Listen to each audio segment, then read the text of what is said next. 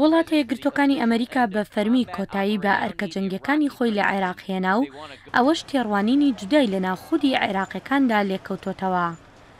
هەندێک دەڵێن ئەم هەنگاوە زۆر زوو بە خێرایی نرا و ڕەنگە ئاکامی خراپی لێ بکەوێتەوە.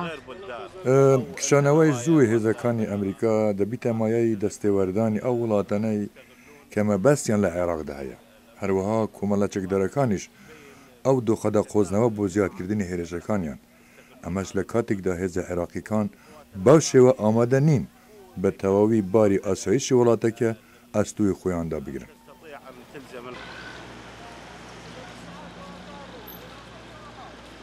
هەندێکیش دەڵێن ئەمە کارێکی باشە و وا دەکات هێزەکانی ئاسایشی عێراق زیاتر پشت بە خۆیان ببەستن.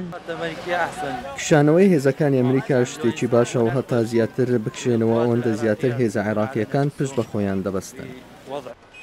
شاری کەرکووک کە یەکێکە لە ناوچە ناکۆکی لەسەرەکان، کاربەدەستان لەوێ داوا لە حکوومەتی عێراقی دەکەن کاری زیاتر بۆ بەهێزکردنی هێزەکانی ئاسایش بکات.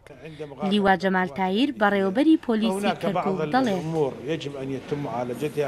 لەگەڵ کشانەوەی هێزەکانی ئەمریکا چەند مەسەڵەیەک هەن دەبێت لە ڕێی حکوومەتی عێراقیەوە چارەسەر بکرێن و بە تایبەتی مەساڵەکانی پۆلیس و لەشکەر، لەوانە زیادکردنی ئاستی مەشپێکردن، نەهێشتنی ئەو کەمە و کۆڕانەی لە ڕووی ژمارە و کەلوپەر و چەکدا هەن و تا چەند زوو حکوومەتی عێراق ئەم مەساڵانە چارەسەر بکات ئەوەندە زوو هێزەکانی ئاسایش دەتوانی دۆسێ ئاسایش لە دەستی خۆیاندا بگرن.